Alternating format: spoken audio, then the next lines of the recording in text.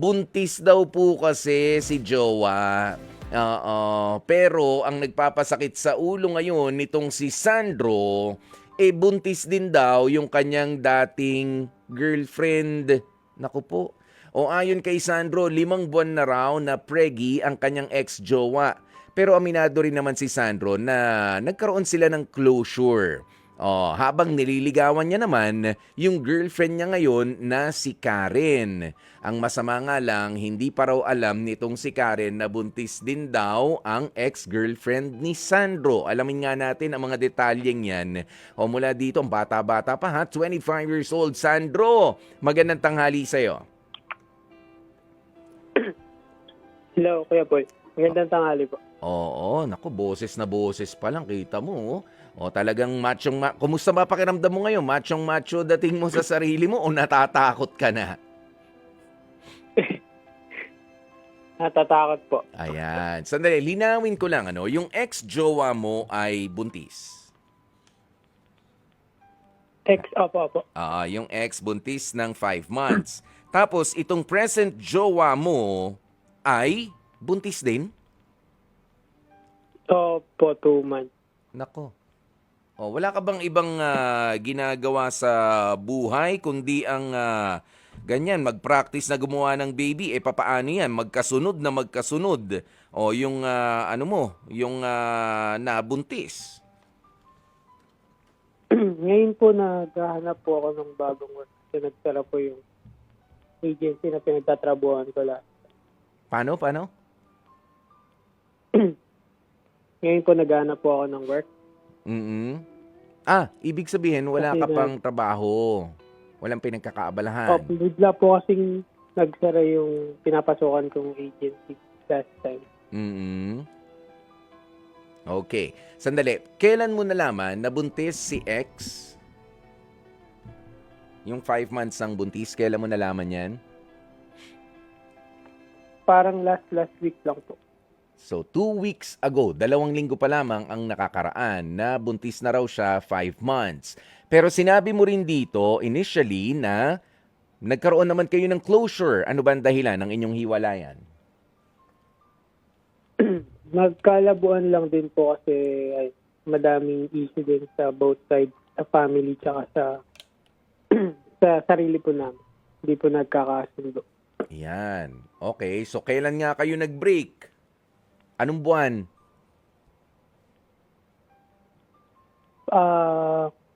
Parang September po yata. No, September. Siyempre, may nangyari bago ang breakup.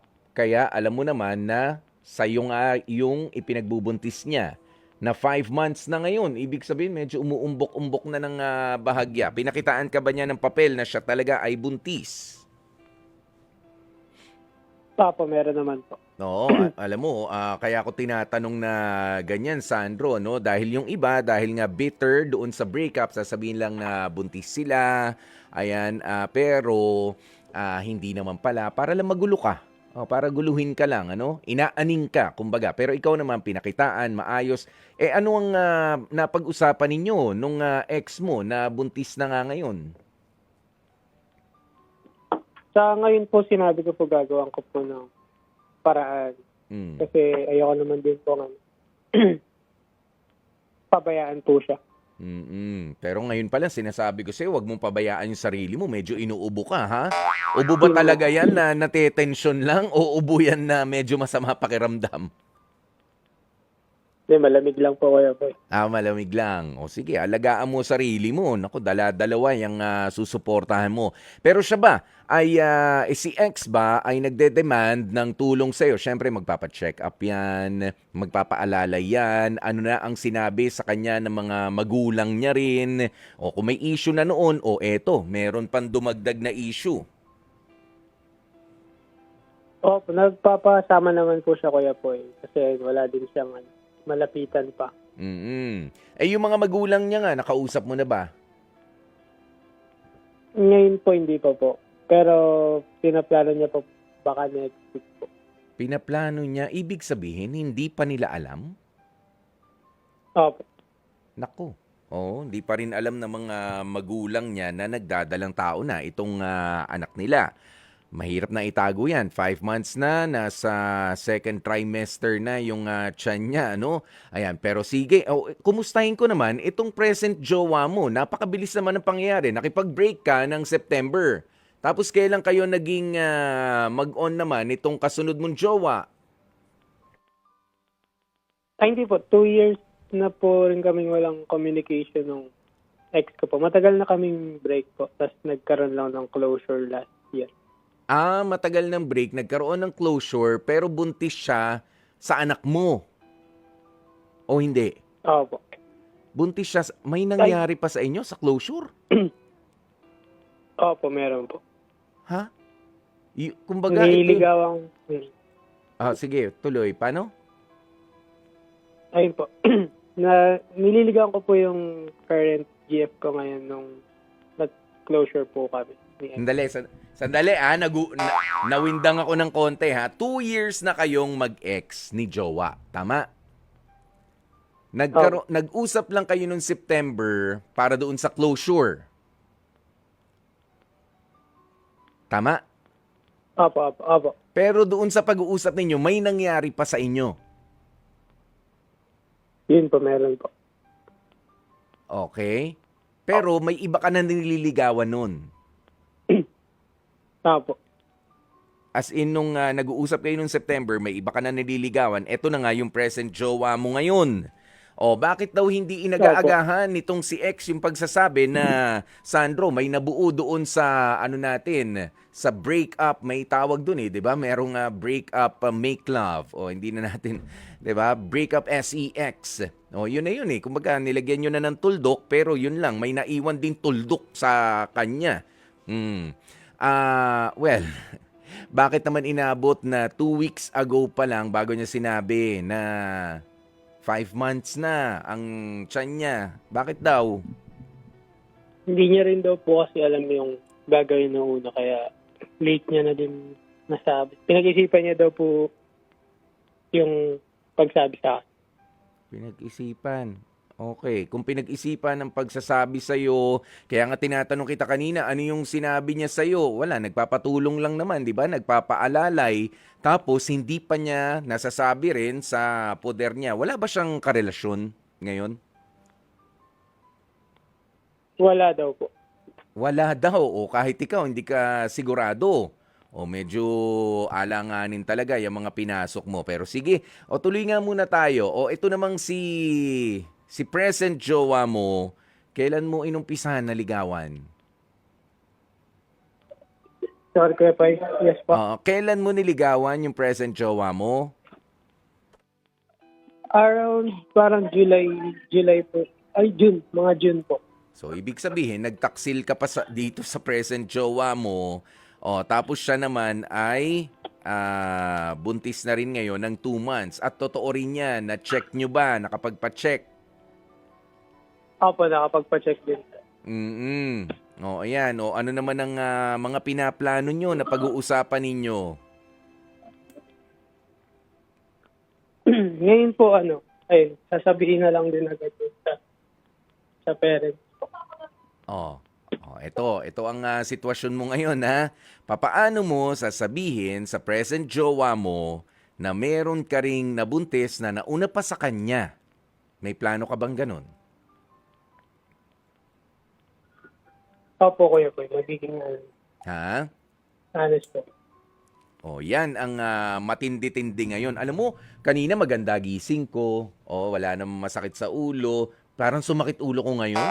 Sa problema mo ngayon, Sandro. Pero hindi. Sige, mamaya hahanapin natin ang hahanapan natin kahit papaano ng mga kasagutan ng mga solusyon. Kaya naman, kausapin nga natin. Parang nanay na natin ito. Si Nanay Edith ng Quezon City. Ano ba ang kanyang reaksyon dito sa pinasok mo? Na gulo ito. Sige, Nanay Edith, magandang tanghali po sa inyo. Hello, good afternoon sa inyo pong dalawa o sa lahat na. Ito. Alam mo, sige, go. parang hindi ko yata nagugustuhan ang lalaking ganyang klase. Imagine mo, mayroon na siyang ex na nga niya yun, na extrahan niya pa. Hindi pa nga siya kasal, gumagawa na siya ng gano'n. Paano na kung kasal na siya? Ano siya?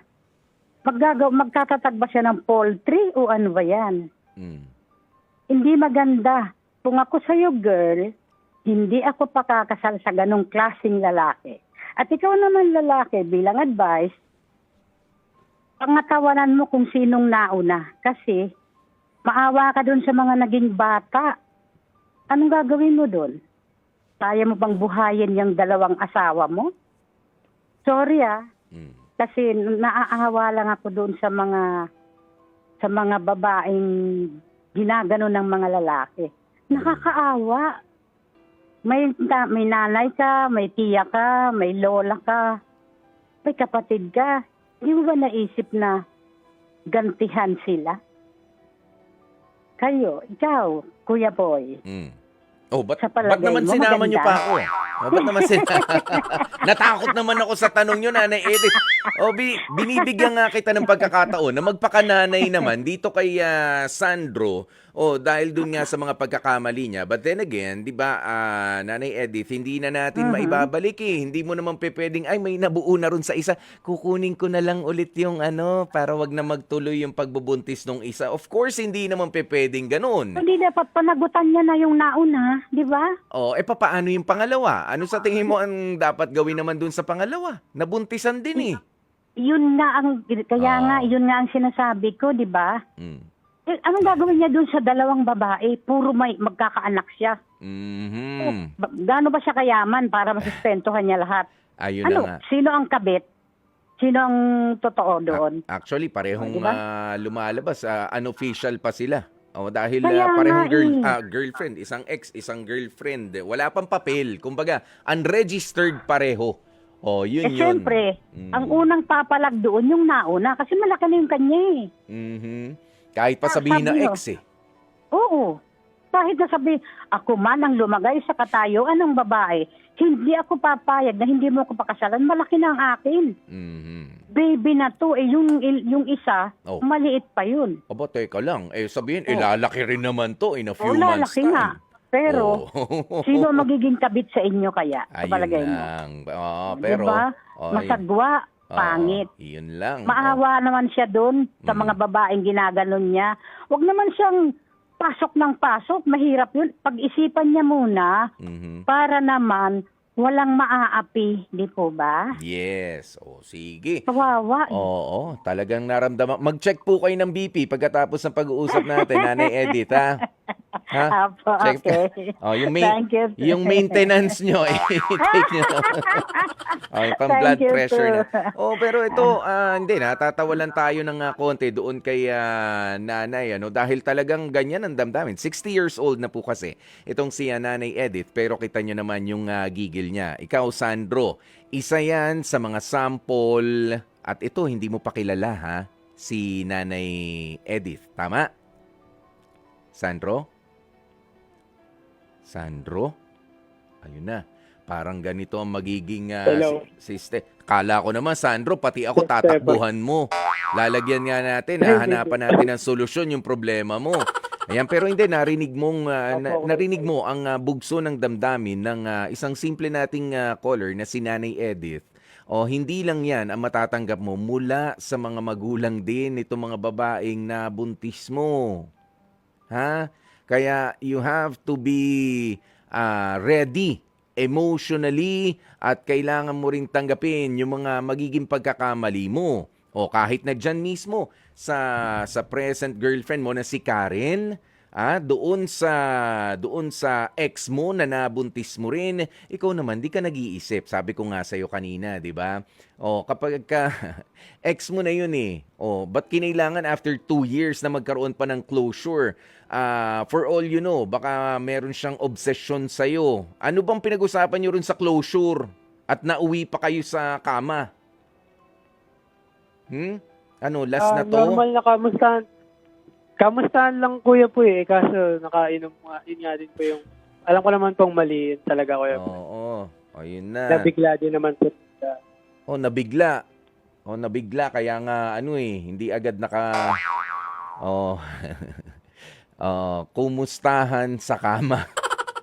Talagang nagkumustahan sa kama. Pwede naman kumustahan, umupo sa isang upuan na merong lamesa na hindi alak ang nakalagay dyan. Pero, ayan pero sabi ko nga, hindi na natin maibabalik yan. Ikaw, alam mo, ang pinakamaganda, sa naiisip ko dahil wala ka, yung sinasabi ni nanay kanina, panagutan mo yung nauna, ganyan. Papaano naman yung pangalawa? Parehas mo silang hindi asawa. At syempre, entitled din naman yung mga bata, at least yung mga bata na lamang sa kanilang sinapupunan na mabubuo, dapat parehas, balanse sila na makatanggap ng suporta mula syempre doon sa tatay. Kaya mo bang ibigay yan, Sandro? Yun nga din po yung problema ko ngayon, Kuya Ray. Pero madami naman na po akong in-applyan, tsaka may extra business, small business naman na po ako ngayon. Kahit pa paano, meron ka napapaikot na pera? Wala po akong balak din na iwan yung dalawang, papanagutan ko po, pero yung ex ko na lang po yung kakausapin ko. About ayun nga, yung sinabi nga ni nanay kanina kung sino yung pipili. Oh. So ikaw, meron ka na naiisip kung sino nga pipili ka na ng babaeng sasamahan mo? Ganun ba? Pinag-iisipan ko pa ko yun. Kasi nga, pwede na walang dapat piliin. Ang piliin mo yung mga bata na kailangan mong panagutan. Opo. Sa sinapupunan nila, sa sinapupunan ng mga babaeng ito. Nakakaawa naman, totoo 'yun. 'Di ba? Kahit naman yung present jowa mo, kailangan meron kang suporta. Ngayon, papaano Kuya Poy kapag tinanggihan nila ako, ayaw nilang makialam ako doon sa suporta na ibibigay ko. Hindi. Initial na reaksyon talaga yan mula sa mga babaeng naloko. Di ba ganun ka rin kapag ikaw ay naloko? Magagalit ka rin? Tatanggi ka rin? Ayaw muna kitang makita. Ayoko kitang makasama. Ayan, tanggapin mo yan. Pero, kung ikaw talaga ay tunay na lalaki, pananagutan mo yung nasa una, at pananagutan mo rin itong sa pangalawa. At kung talaga ikaw ay matino naman din na mag-isip, hindi mo muna pipiliin ang makipagrelasyon sa kahit kanino sa kanilang dalawa o sa kahit sinong iba pa.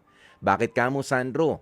Mas importante yung responsibilidad mo muna na maibibigay dyan sa mga batang nasa sinapupunan nila.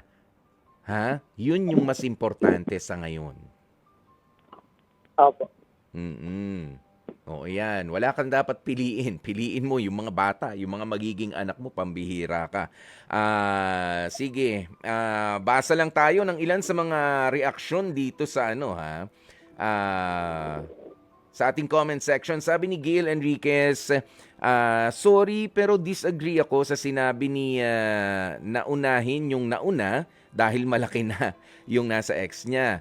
Parehong unborn yung mga bata, kailangan ng sustento. Ito nga, speaking of sustento, kumusta ba ang estado naman ng buhay nung ex mo at nung present jowa mo?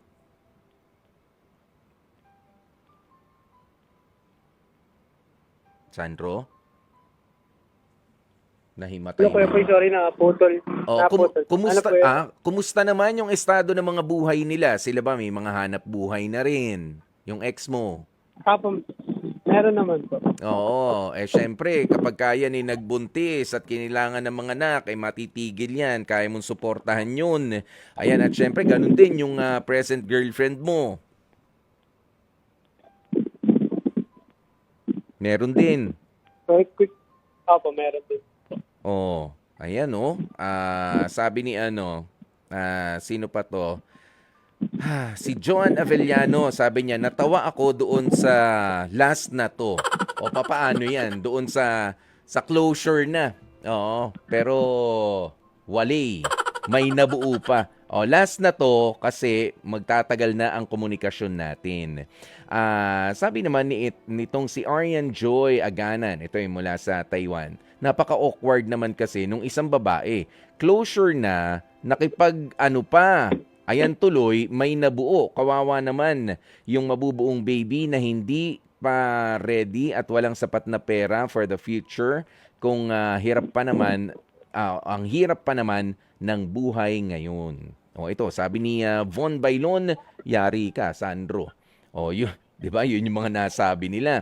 O ito, si Darwin Rosel. O, kailangan tanggapin natin eh. Mag-practice ka na. Marami ka matatanggap na ganito mga salita. Sabi ni Darwin, shame on you bilang kapwa ko lalaki. O, ayan. Pero meron naman tayo laging bawi. Tama? Naniniwala ka ba doon? Ha? Yes po. O, makakabawi ka sa pamagitan ng mga maayos at tamang desisyon sa susunod. Kasi itong ginawa mo, series of wrong decisions since September. Okay? Kaya ikaw matuto kang mahalin na yung sarili mo muna, ha. Wag kang masyadong kapag ka nangati, subukan mong ikaw lang muna kumamot. Hindi yung maghahanap ka ng taga-kamot. Ito, kausapin muna natin si Brian. Si Brian ng Quezon City. Brian, magandang tanghali sa'yo. Hi, Kuya Boy. Alam mo, marami mga nanggigigil dito sa kwento ngayon. Itong si Sandro, dalawa yung mga nabuntis. Ikaw ba, Brian, meron ka ng asawa, meron ka ng anak, ganyan? Wala. Si Miguel, kasi nga, kailangan ko mag-provide sa family ko. So, syempre, una ko pamilya ko eh. Kaya ang nalaman ko, sabi ko, pwede mo batukan niya si Kuya? Just lang. Gusto na tuloy batukan si Sandro. Pero, ayan, ano masasabi mo rito, Brian? Ano ba ang solusyon para sa'yo? Dalawa yan, magkasunod. Oo nga eh. Tamang-tama, Kuya po, yung sinabi mo rin na una matutong mahalin yung sarili. Kasi pag hindi mo mahal ang sarili mo, parang hindi mo rin kasi mapapahalagahan yung mga tao sa paligid mo. And unfortunately, eto na nga yung nangyari, ayan.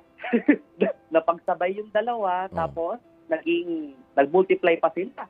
Nabuo di oras. Parang nanganak ng kambal. Oo, pero alam mo ko, ang mas masakit kasi Kuya Poy, yung yung parang gumawa sila ng buhay, pero walang trabaho, kumbaga hindi handa. Kaya mas lalong mahirap din. Inisip ko lang din kung paano yung magiging future ng dalawang baby.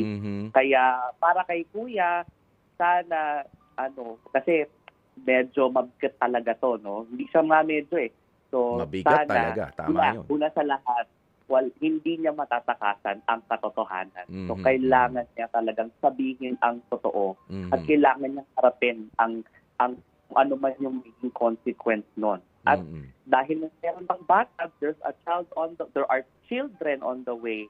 Kailangan na siyang pagpakatino talaga, humanap ng trabaho o kaya, di ba, pwede namang mag-aral habang nagtatrabaho. Alam ko na pero hindi naman ibig sabihin na kahit na magkakaroon siya ng anak at a young age ay hindi naman ay matitigil na ang buhay niya, no? Pwede pa rin siyang magpatuloy. Pero Kuya, kailangan mong magtino na para din sa mga anak. Yun. 'Di ba? Kailangan talaga, kaya nga sabi rin natin kanina, series of wrong decisions ang mga nangyari. Ngayon, bumawi ka ng mga maayos, matino, at yung matatag na mga desisyon, hindi yung subok muna. You think with your head na merong brain, not with the other head. Yes. We have a brain, let's use it. Yun sayang din naman, 'di ba? Hindi yung hindi use your head with your with the brain, not your head with the stain. Ayun lang. Okay. Sabi mo, Brian, yak. Yeah pala ang sabi ni Brian. Yes. Saka Kuya, 25 years old pala si Oo nga, bata pa. Ating very, very wonderful friend. Sili ko, hindi ako ang una magsasabi na bata pa siya. Naniniwala ako na once you start making the right decisions, once na magsimula kang magpakatino sa buhay, bata ka pa, marami ka pang mararating. Yan. In short, hindi pa sira ang buhay mo. Okay? At didepende yan sa mga desisyon mo sa mga susunod. Maraming salamat, Brian, ha? Sa ano, maraming salamat ulit sa pagtawag at syempre natuwa naman ako. Sabi niya, itong ating awesome friend. Pinuri nung uli, pero kanina gusto ng batok. Bumawi. Kita mo? Yun nakausap natin. Bumawi sa'yo, Sandro. Kaya naman, Sandro, kumusta ka? Inuubo ka pa ba? Sandro? Hello. Sandro.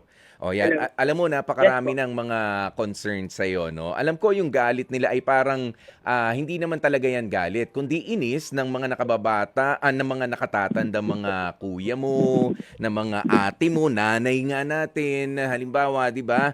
Na parang, bakit mo naman ginawa yan? Pero merong solusyon.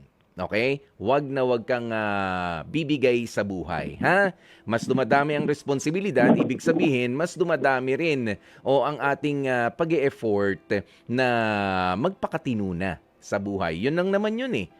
Dapat sa mga susunod, kahit mapagalitan ka, wag kang masisiraan ng loob dahil may dalawang buhay ang ipinagkatiwala na nga at nakasalalay na sa'yo, nga lang galing sa komplikadong mga relasyon. Dalawang babaeng magkaiba, yun na buntis mo. Ha? Tibayan mo na lamang ang loob mo, Sandro. Ha? Meron ka ba mensahe para sa kanila, doon sa ex mo at doon sa present jowa mo? Ito na ang pagkakataon mo. Go ahead, Sandro. Ayun kayo po, natauhan din naman po ako dun sa mga payo ng mga caller kanina. Pero, ayun nga, yung gagawin ko po is, harapin ko naman lahat nung magiging ready ako dun sa mga consequence. Tapos, papanagutan ko naman po talaga yung dalawang bata. Hindi po tatakbuhan, gagawa po ako ng paraan. Bata pa naman ako, malakas pa. Madami pang work or extra na kaya kong gawin. So, ayun lang, Kuya Poy.